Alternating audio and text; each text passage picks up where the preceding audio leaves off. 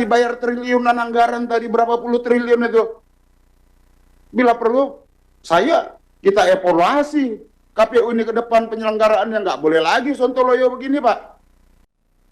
Bisa ngambil keputusan nggak? Pengambil keputusan nggak? Bukan begitu, Pak Ketua. Ya, maksud saya begini, jangan bicara bahasa undang-undang normatif ini. Kita dalam situasi seperti ini, ya, Saudara Ketua harus paham, Pak, dinamika dan kondisi psikologi masyarakat di daerah itu. Jangan, ini kita kan diberikan kewenangan undang-undang, Bapak-bapak nih, untuk mengambil keputusan. Yang saya minta, gunakan kewenangan ini, bukan lagi dengan bahasa normatif. Jadi begini, berdasarkan ini sontoloyo. Gitu loh, Bos. Saudara diberikan kewenangan. Saya tidak menyuruh saudara untuk melanggar undang-undang. Pantang bagi saya. Saya cuma minta kepada saudara tegas melaksanakan undang-undang dan peraturan yang ada. Jangan sontoloyo, Pak. Mental apa begini? Saudara digaji dengan fasilitas mahal, nggak punya sikap untuk mengambil tindakan. Brutal demokrasi ini Anda yang menyebabkan. Brutalitas ini dimulai oleh penyelenggara kok. Kok kalian membiarkan ini? Gimana mental kalian, Saudara Agus? Jangan cuma melihat. Kebrutalan ini kalian memulai, dan kalian pimpinan tertinggi tidak punya sikap untuk mengambil langkah sesuai undang-undang. Saya tidak menyuruh Anda untuk melanggar undang-undang. Saya minta saudara untuk melaksanakan undang-undang dan tegas. Saudara bermain-main dengan apa yang terjadi di daerah hari ini. Ngapain kalian dibayar dengan triliunan tadi? Sebanding tidak apa yang dikeluarkan oleh pajak rakyat terhadap tugas kalian. Tidak sebanding. Gimana sih kalian ini? Gimana katanya aktivis?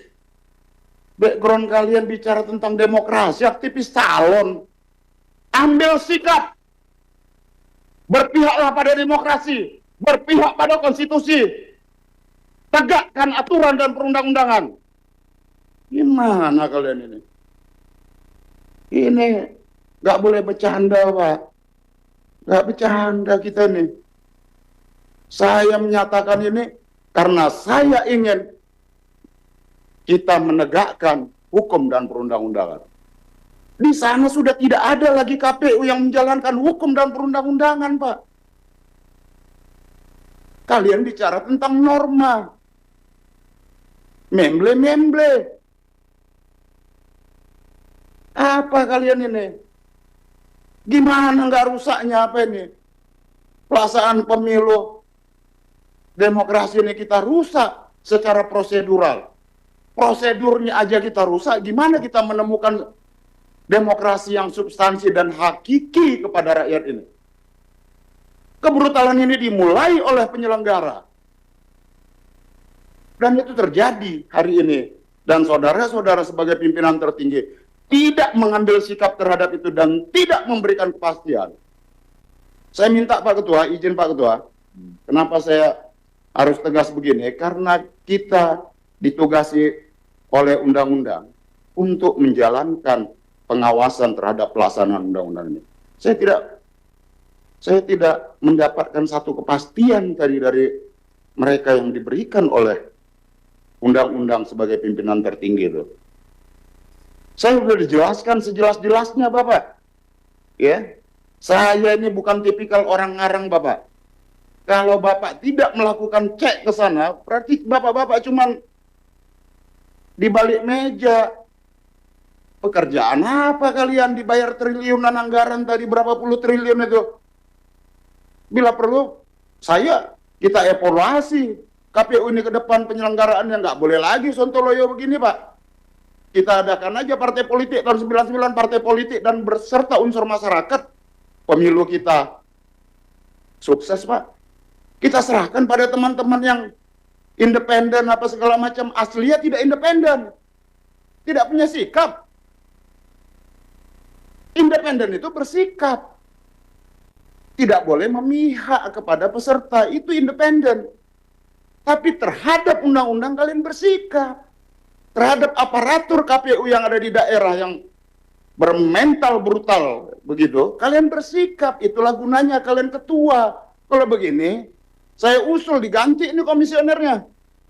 Nggak bisa ngelaksanain undang-undang, cuma minta anggaran. Demikian Pak Ketua, agar saya ada ketegasan dan sikap jelas, tidak bicara pelintar-pelintir Ketua. Kalau bicara pelintar-pelintir, ya udah. Kalau bicara pelintar-pelintir, ya kita abaikan suara rakyat tadi, ya. Jika ada konflik-konflik di daerah-daerah, saudara-saudara yang akan bertanggung jawab itu. Terima kasih Pak Ketua.